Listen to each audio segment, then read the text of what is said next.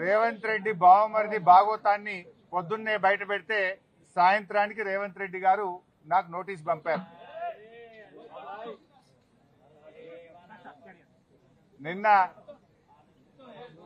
Notice కూడా ఎప్పుడు ఇచ్చారు? నిన్న రాత్రి దాదాపు 9 గంటల సమయంలో మా ఇంటి దగ్గర మా మెయిడ్కు నోటీస్ ఇచ్చి వెళ్లారు. నేను ఆ సమయంలో సిద్దిపేట నియోజకవర్గంలో నా ప్రజలతో వివిధ కార్యక్రమాల్లో పాల్గొన్నాను. అయితే నిన్న రాత్రి 9ంటికి నోటీస్ ఇచ్చి ఉదయాన్నే 11 గంటలకు రమ్మన్నారు. నేను హైదరాబాద్లో లేను, అయినా కూడా రాత్రే హైదరాబాద్ చేరుకొని ఈరోజు వాళ్ళు ఇచ్చిన నోటీస్ మీద మేము హాజరు కావాలని చెప్పి నిర్ణయం తీసుకున్నాం.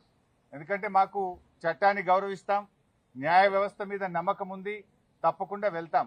మేము ఏ తప్పు కూడా చేయలేదు, అందువల్ల భయపడము. ఈ రేవంత్ రెడ్డి తాటాకు చప్పుళ్లకు బెదిరే ప్రశ్నే ఉత్పన్నం కాదు. ఎందుకంటే ఇలా రేవంత్ రెడ్డి మాకు తెలుసు, నిన్న ఆయన బావమర్ది భాగవతాన్ని పొద్దున బయట పెడితే సాయంత్రానికి నోటీస్ పంపిండు.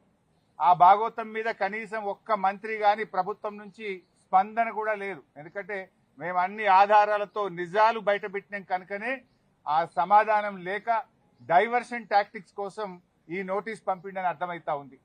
నిన్ననే చెప్పినాం మేము, ఈ దండుపాలెం ముఠ రేవంత్ రెడ్డి కేబినెట్ ఏ రకంగా వాటాలు పంచుకోవడంలో తన్నుకుంటున్నారో అన్ని విషయాలు బయట పెట్టాం. అంటే రాబోయేటువంటి మున్సిపల్ ఎన్నికల ముందు వీళ్ళ అవినీతి బయటపడుతుందని, వీళ్ళ అవినీతి బట్టబయలైతుందని, వీళ్ళ బండారం బయటపడ్డదని ఒక డైవర్షన్ టాక్టిక్స్ కు ఇవాళ రేవంత్ రెడ్డి గారు మాకు నోటీస్ ఇచ్చారు. సరే, ఈ నోటీసులు మాకు కొత్త కాదు. తెలంగాణ ఉద్యమంలో ఆనాటి సమైక్యవాద ప్రభుత్వాలు ఎన్ని కేసులు పెట్టినా, ఎన్ని మా మీద రకరకాల ఇబ్బందులు పెట్టినా, కేసీఆర్ గారి నాయకత్వంలో మేము పోరాడినటువంటి ఒక కార్యకర్తలం, ఉద్యమకారులం. ఆ గత సమైక్యవాదంలోనే అనేక సార్లు మమ్మల్ని అరెస్ట్ చేశారు, అనేక వందల కేసులు పెట్టినారు. ఆ రోజే మేము భయపడలేదు. ఇవాళ నువ్వు ఎందుకు నోటీస్ ఇచ్చినావు నాకు? మేము ఏమడిగినాం?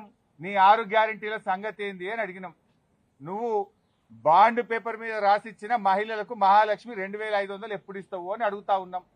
నువ్వు అవ్వా తాతలకు 4000 పెన్షన్ ఎప్పుడు ఇస్తావు అని అడుగుతా ఉన్నాం.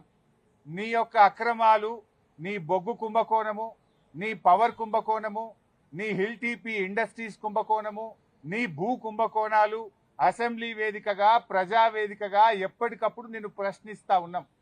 సో నీ కుంభకోణాలు బయటపడుతున్నాయి.